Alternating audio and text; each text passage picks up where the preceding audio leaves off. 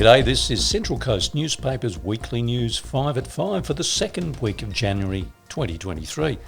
In the bulletin this week, beach safety a big concern, police and rescue services working hard, cleaning up Gosford waterfront, football announcements come thick and fast, and cinema under the stars.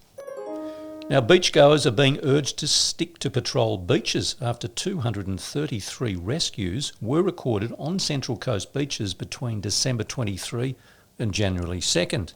They are among almost 1,200 rescues recorded statewide.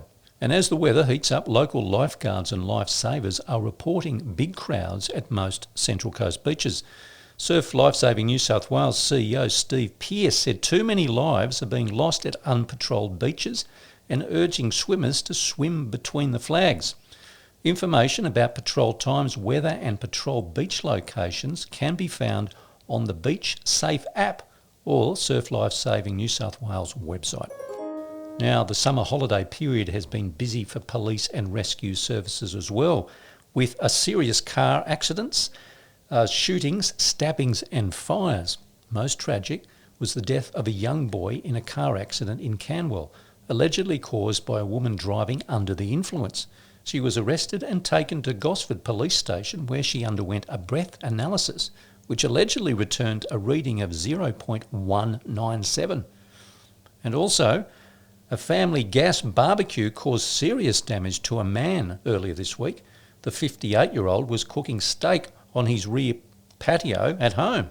When he turned up the gas of his LPG bottle, the hose detached, allowing gas to escape and ignite.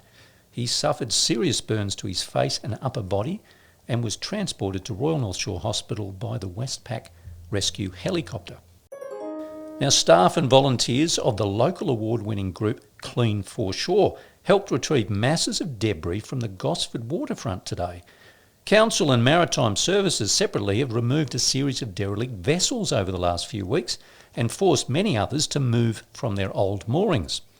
Clean for Shore's enigmatic frontman Graham Jono Johnson was stunned to find so much under the surface at the waterfront, saying to CCN, "We recovered tyres, pot plants, furniture, glass panels and carpet, all recovered by our volunteer scuba divers." Go Jono and his team.